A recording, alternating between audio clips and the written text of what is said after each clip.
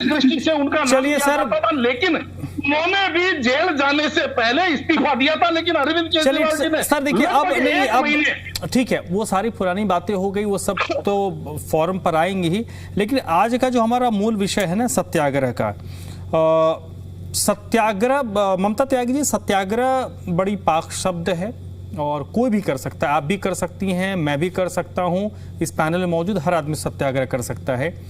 मसला यह है कि आप किस मुद्दे पर कर रहे हैं, किसके खिलाफ कर रहे हैं और आपको किस तरीके का समर्थन मिल रहा है। मेरा प्रश्न आपसे यह है कि क्या अरविंद केजरीवाल वो समर्थन जुटा पाएंगे?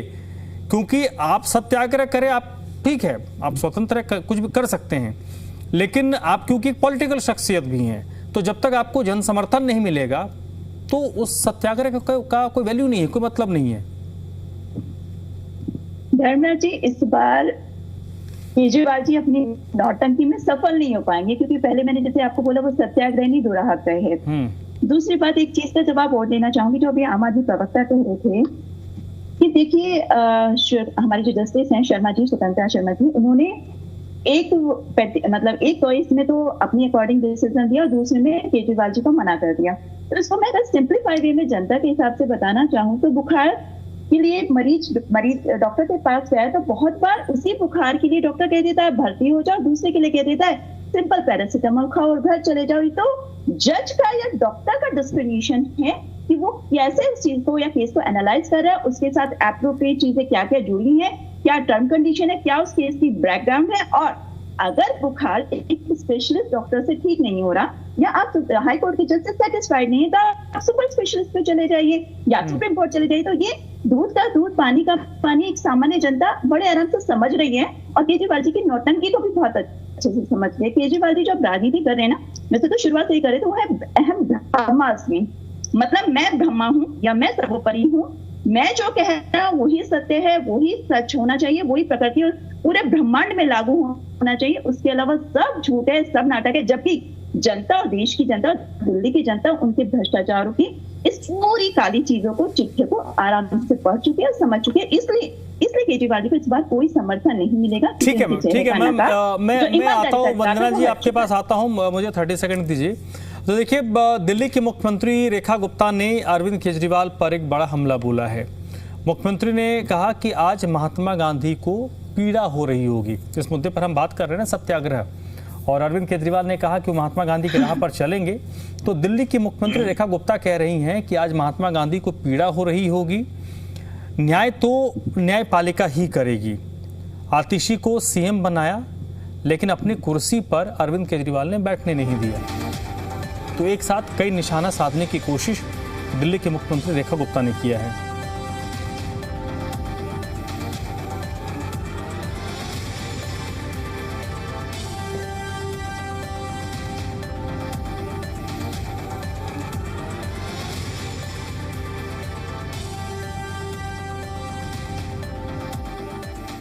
केजरीवाल साहब, जिन्होंने अपने जेल जाने के बाद पूरी कोशिश की कि मेरी धर्म पत्नी डिफेक्टो मुख्यमंत्री बन जाए, समाज से रोष आया तो आतिशी बहन को बुलाना पड़ा, पर पूरी दुनिया ने देखा कि उन्होंने उसको अपनी कुर्सी पे नहीं बैठने दिया। मंत्री की कुर्सी अलग है, पर तुम अलग से कुर्सी लगा लो।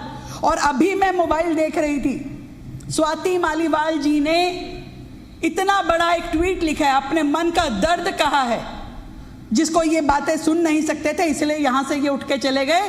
उस महिला ने जितनी मेहनत के साथ आम आदमी पार्टी का साथ दिया, ये सोच के कि शायद ये लोग देश हित में कुछ करना चाहते हैं, उसके साथ जो बुरा व्यवहार किया, एकमात्र उनकी महिला सांसद, उसके साथ जो दुर्व्यवहार किया वो पूरी दुनिया ने देखा।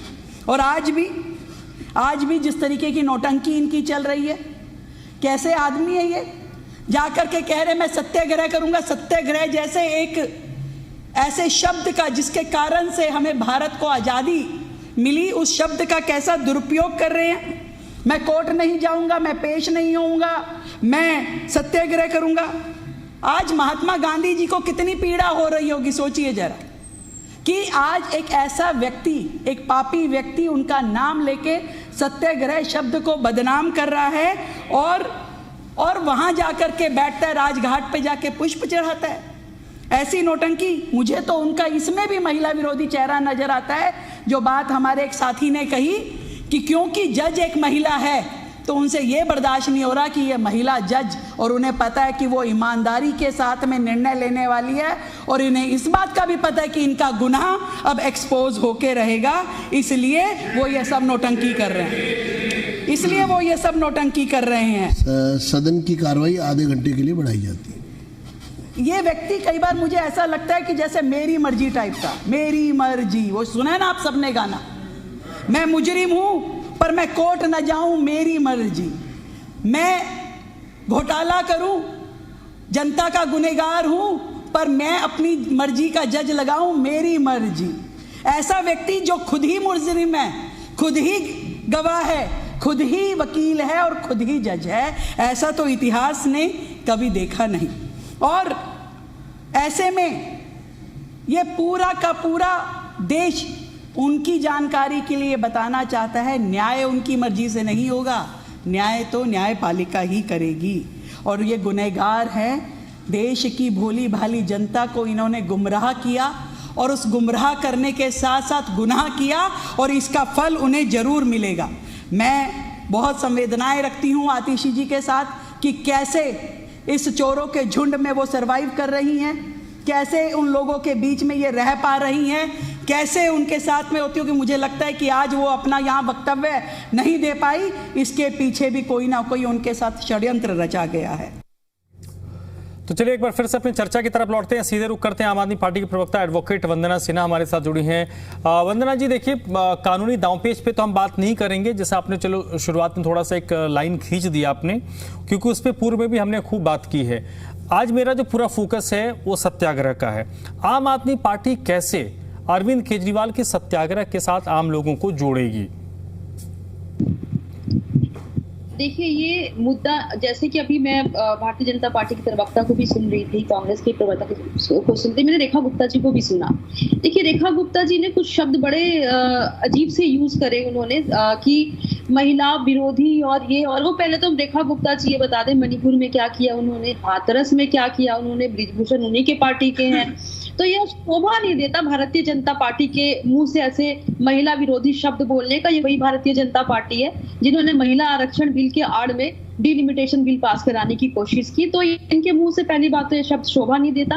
रहा अरविंद केजरीवाल जी का, देखिए अरविंद केजरीवाल जी ने बहुत ही कैटेगोरिकली अपने वक्तव्य में कहा था कि वो न्याय व्यवस्था पे पूरा भरोसा रखते हैं। उन्होंने कभी ये नहीं कहा कि वो न्याय व्यवस्था पे भरोसा नहीं रखते हैं, और उन्होंने ये भी कहा कि वो अपने न्याय व्यवस्था को यदि उन्हें लगता है तो वो सुप्रीम कोर्ट भी जाएंगे। लेकिन यहाँ हर कोई ये कह रहा है कि वो न्याय व्यवस्था के खिलाफ जो है वो मुहिम कर रहे हैं या सत्याग्रह कर रहे हैं। पहले आपको समझना पड़ेगा अरविंद केजरीवाल के इंटेंशन को, पहले आपको समझना पड़ेगा अरविंद केजरीवाल क्या कहना चाहते हैं। उन्होंने ये कहा है कि वो जस्टिस स्वर्ण कांता शर्मा के सामने ना वो पेश होंगे यदि वो सेटिस्फाइड नहीं है, उनको ऐसा लगता है कि यहाँ पे बायस जजमेंट्स हो सकता है, तो वो नहीं पेश हो रहे हैं। और उन्होंने कहा कि सत्याग्रह, अभी मुझे सत्याग्रह का उन्होंने बहुत सारे समझा दिए।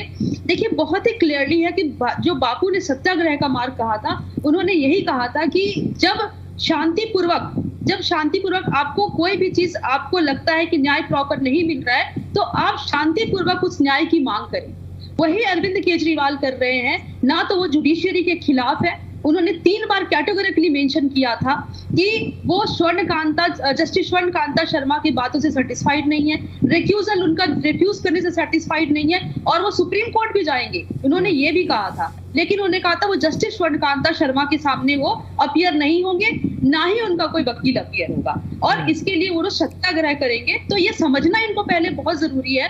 ये बहुत सारी जो दलीलें लेकर आए, पहले ये समझ ले, पहले अच्छी तरीके से देख ले कि वो अरविंद केजरीवाल जी कह क्या रहे हैं। और ऐसा नहीं कि अरविंद केजरीवाल पहली बार ये काम कर रहे हैं। अरविंद केजरीवाल ने हमेशा लड़ाई के लिए ही, हमेशा न्याय के लिए ही लड़े हैं, इस देश के लिए लड़े, और अरविंद केजरीवाल जी आज भी उसी के लिए लड़ेंगे और सत्य के लिए लड़ेंगे। नहीं, वंदना जी, मैंने ये बात क्यों कही, मैं उदाहरण के साथ 1-2 उदाहरण देता हूँ। जैसे मैंने कहा ना कि 2012-13 में जब अरविंद केजरीवाल सत्याग्रह करते थे तो कॉल नहीं करना पड़ता था, लोग खुद ब खुद उनके साथ, एक मिनट रुक जाइए निरंजन जी, रुक जाइए, उनके साथ आकर जुड़ जाते थे, ये हमने देखा था। अभी जब लोकसभा चुनाव हुए तो अरविंद केजरीवाल ने कहा कि अगर मुझे जेल में उन्होंने खुद कहा था कि अगर मुझे जेल में नहीं देखना चाहते हो तो बीजेपी को 7 सीटें हरा दो। क्या रिजल्ट हुआ हमने देख लिया। अरविंद केजरीवाल को जब जेल हुआ तो मैं तो ये उम्मीद कर रहा था कि बहुत बड़ा मॉब दिल्ली के सड़कों पर नजर आएगा, तो मेरे एक्सपेक्टेशन के तो आसपास भी लोग मुझे अरविंद केजरीवाल के जेल के दौरान नजर नहीं आए। उससे चीजें तो बनती है ना कि इतने बड़े, तब अरविंद केजरीवाल का टेक्सचर कितना बड़ा है मुझे बताने की जरूरत नहीं है। वो बड़े नेता हैं, राष्ट्र नेता हैं, देश में उनको पहचान, आइडेंटिटी क्राइसिस नहीं है उनको। लेकिन अब लोग उनके साथ जुड़े, क्या कहाँ रिजल्ट हो रहा है, क्या हो रहा है, नहीं हो रहा, कहाँ कितने विधायक हैं, सांसद हैं, पार्षद हैं, उस पर मैं नहीं जा रहा। मूल मोटो यह है कि जिस शख्स के साथ लोग अपने आप स्वतः आके जुड़ते थे, क्या उनके इस सत्याग्रह में, जैसे आपने कहा ना उन्होंने पहले भी सत्याग्रह किया, तो पहले जो सत्याग्रह होता तो उसमें लोग जुड़ जाते थे, बोलना नहीं पड़ता था आओ मेरे सत्याग्रह में मेरे साथ जुड़ो। क्या वो स्थिति आज भी है, ये प्रश्न है। मेरा पूरा फोकस सत्याग्रह पर, लोगों का कनेक्टेड होना, वो मेरा मूल आज का मुद्दा है। देखिए, मैंने भी बहुत क्लियरली इसी बात को बोला कि अरविंद केजरीवाल के आइडियोलॉजी से लाखों करोड़ों लोग जुड़े हुए हैं। और अरविंद केजरीवाल जी यदि सत्याग्रह की आज उन्होंने शुरुआत की है, तो जिस प्रकार से 2012 में लोग जुड़े हुए थे अरविंद केजरीवाल के साथ, आज भी जुड़े हुए हैं। अब आपको पता नहीं किस हिसाब से ये लगा कि लोग नहीं है, लेकिन अरविंद केजरीवाल के लिए दुनिया खड़ी थी।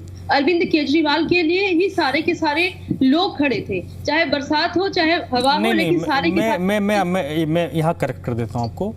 आप वो आपके पास फोन होगा, आप निकालिए जिस वक्त अरविंद केजरीवाल गिरफ्तारी देने जा रहे थे, कितने लोग थे। जिस वक्त अरविंद केजरीवाल की गिरफ्तारी हुई उससे कुछ दिनों पहले एक और मुख्यमंत्री की गिरफ्तारी हुई थी। जब मुख्यमंत्री की गिरफ्तारी हुई तो पूरे 3-4 महीने तक हर जिले में विरोध प्रदर्शन हो रहा था और किसी जिले में 10-20 हजार, 40 हजार, 50 हजार से कम लोगों की भीड़ नहीं थी। जो राजधानी में हुआ था उसमें लाखों लोग इकट्ठा हुए थे उस गिरफ्तारी के विरोध में। देखिए, मैं यही आपको समझाने की कोशिश कर रही हूँ कि अरविंद केजरीवाल जी भीड़ नहीं देख रहे हैं, ठीक है। अरविंद, आप भीड़ की बात कर रहे हो, यहाँ लाखों करोड़ों जनता की आस्था अरविंद केजरीवाल की आइडियोलॉजी से जुड़ी हुई है। भीड़ चाहे भारतीय जनता पार्टी ले लो, भेड़ चाल चलते हुए भीड़ नजर आ जाएगी आपको। अभी पिछले दिनों भी आपने देखा होगा जब मोदी जी जेवर एयरपोर्ट का उद्घाटन करने के लिए आए थे, तो कैसे गलगोटिया यूनिवर्सिटी से लोगों को लाया गया था। ऐसे नहीं लाते हैं जी हम आम आदमी पार्टी वाले को, ऐसे नहीं लाते हैं। तो सिंपल सी बात है। निरंजन जी बहुत देर से कुछ कहना चाह रहे हैं, वंदना जी सुन लेते हैं। निरंजन जी कुछ कहना चाहते हैं, सर बोलिए प्लीज। धर्मराज जी, अपने पैनल के अंदर एक बहन, विद्वान बहन बैठी हुई है वंदना जी, और जिस हिसाब से मैं देख रहा हूं ये अधिवक्ता हैं या यूं कहें कि कानून की छात्रा हैं। मैं आपसे एक चीज पूछना चाहता हूं बहन, केवल आप मुझे ये बता दीजिए कि जो कोर्टों के अंदर, न्यायालयों के अंदर जजों के विचार से, जजों की पसंद से, जजों के नापसंद से फैसले होते हैं, या कोर्टों के अंदर जितना मैंने देखा है वहां तो कागज से कागज लड़ता है। जज को यह चीज दिखाई देती है कि सामने वाला अपराधी है, लेकिन पर्याप्त सबूतों के अभाव में भारी मन से जज उसको छोड़ता भी है। और कई बार जज को लगता है कि आदमी निर्दोष है, उसका अपना विवेक कह रहा है निर्दोष है, लेकिन पर्याप्त सबूतों के होने की वजह से उसको सजा भी देनी पड़ती है। तो आप तो कानून की छात्रा हैं, आप तो कानून की पढ़ी हुई हैं, आप तो ये स्पष्ट रूप से बता सकते हैं कि क्या जज लोग जो हैं वो अपनी पसंद नापसंद से फैसला दे देते हैं, विचारों से फैसला दे देते हैं, विपरीत विचार वालों के लिए अलग फैसला दे देते हैं, या वहां पे कानून के अंदर कागज से कागज लड़ता है, कोर्ट के अंदर डॉक्यूमेंट्री सिस्टम चलता है वहां पे? केवल मैं इतना जानना चाह रहा हूं आपसे। ठीक है, जवाब दे दूं मैं? हाँ बोलिए, बोलिए प्लीज। मैं कानून की जानकार हूँ, मैं 14 साल से प्रैक्टिस करती हूँ कोर्ट में, इसलिए भी मैं आपको कह रही हूँ, रेक्यूजल अरविंद केजरीवाल जी का अधिकार था। उन्होंने रेक्यूजल एप्लीकेशन बिल्कुल सही ग्राउंड पे लगाया, और उन्होंने ये ग्राउंड लिया कि आप खुद देखिए 2022 में justice Kanta Sharma ji high court में एलिवेट हुई, और 2017 में उनके सुपुत्र श्री ईशान शर्मा जी 2017 ग्रेजुएट है। 2022 से लेके 2026 का आप ईशान शर्मा जी का ग्राफ देखिए, जो सेंट्रल गवर्नमेंट के पैनल पे हैं, 5000 से ज्यादा केसेस उनको अलॉट हुए हैं एसजी तुषार मेहता के द्वारा। मैं एडवोकेट हूँ, 14 साल से प्रैक्टिस करती हूँ। एक आम एडवोकेट के लिए 5000 केस पाने के लिए ना इतनी मेहनत करनी पड़ती है जिसका कोई हद नहीं है। 5 साल में 5000 केसेस नहीं मिलते हैं। तो स्वर्णकांता शर्मा जी का, उनके बच्चों का करियर पूरा सेंट्रल गवर्नमेंट और तुषार मेहता के ऊपर डिपेंड करता है। रेक्यूजल का एप्लीकेशन क्या होता है? रेक्यूजल एप्लीकेशन वही होता है जहां कॉन्फ्लिक्ट ऑफ इंटरेस्ट हो, वहां पे जज को खुद उस एप्लीकेशन से मुझे मेरा जवाब नहीं मिला कि न्यायालय के अंदर, धर्मराज जी, न्यायालय के अंदर कागज से कागज लड़ता है या जज जो है अपनी पसंद नापसंद से फैसला दे देता है? केवल आप ये बता दीजिए मुझे। हमने कागजों की बात करी है, हमने तो प्रमाण प्रूव कर दिए कि स्वर्णकांता शर्मा जी क्या, अरविंद केजरीवाल के पास डॉक्यूमेंट्री सिस्टम इतना स्ट्रॉन्ग है कि वो निर्दोष हैं, तो अपने जाकर के वहां पे कोर्ट के अंदर कागज से कागज लड़ाए ना।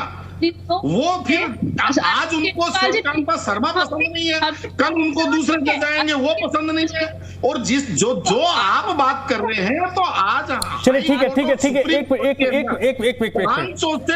सर निरंजन जी एक मिनट, दीपक शर्मा एक मिनट मैं आता हूँ। दीपक ठीक है, निरंजन जी, दीपक जी, एक ना जब से ये सत्याग्रह वाला मसला आया है, देखिए सोशल मीडिया जब से आया है ना तब से सब बहुत तेज हो गए हैं और सबके पास बड़ा, जब से ये रील्स और शॉर्ट्स का दौर शुरू हुआ है, एक वीडियो बड़ा सर्कुलेट हो रहा है केजरीवाल साहब का, जिसमें वो कांग्रेस के टेन्योर के दौरान किसी टीवी चैनल के प्रोग्राम में वो कह रहे हैं, कांग्रेस को लेकर वो कह रहे थे कि ये लोग चाहते हैं कि जज बदल दो, जज इनके पसंद का हो, इस तरीके का कि वो बात कह रहे हैं। तो उसमें जो रील चंक बनाने वाले हैं, जो रील काटते हैं, वो लोग ही कह रहे थे कि कल क्या कह रहे थे, आज क्या है। तो जो उस वक्त उन्होंने कॉन्ट्राडिक्ट किया था कांग्रेस को लेकर कि ये लोग जज बदल देना चाहते हैं, जज अपने हिसाब का चाहते हैं, आज अरविंद केजरीवाल उसी परिस्थिति में खड़े हैं। जी धर्मराज जी, अगर आप देखें घटनाक्रम देखें 2013-14 से पहले का, मैं आपसे प्रश्न करना चाहता हूं, कौन सा ऐसा नेता था जिसको छोड़ा उन्होंने? किस पे आरोप नहीं लगाए उन्होंने? किसके बारे में क्या क्या नहीं कहते थे? और दूसरी बात, उनके हिसाब से जो उनका परसेप्शन जिस तरह से उन्होंने क्रिएट किया था कांग्रेस के बारे में और दूसरे नेताओं के बारे में, उस परसेप्शन के बाद में क्या रिजल्ट निकल के आया? जो उन्होंने पुलिंदा दिखाया था झूठ का, ये भी भ्रष्ट है, वो भी भ्रष्ट है, वो भी भ्रष्ट है, लेकिन नतीजा क्या निकला? नतीजा ये था, उन्होंने सबके पर आरोप लगाए, उन्होंने नई नई चीजें बताई, लोगों को लगा कि एक ऐसा ईमानदार व्यक्ति, एक ऐसी ईमानदार पार्टी आ गई है जो सब कुछ बदल के रख देगी। और वाकई में उस समय हुआ चेंज, आप देखें जिस तरह से हुआ वो सबके सामने। लेकिन सवाल इस बात का है कि आप कभी भी किसी भी फिलॉसफी को मानते हैं, किसी भी सिद्धांत को मानते हैं या किसी भी रास्ते पे चलते हैं, पार्टली नहीं चल सकते। आप कहें कि आधा तो ये मान लेता हूं, आधा ये मान लेता हूं और निकल चलते हैं आगे, ऐसा नहीं होता।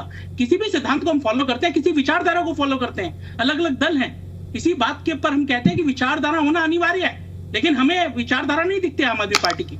आप अगर देखें, बात आ रही है कि हम गांधी के रास्ते पे चलेंगे, महात्मा गांधी जी जो रास्ता अपनाया था उस रास्ते पे चलेंगे।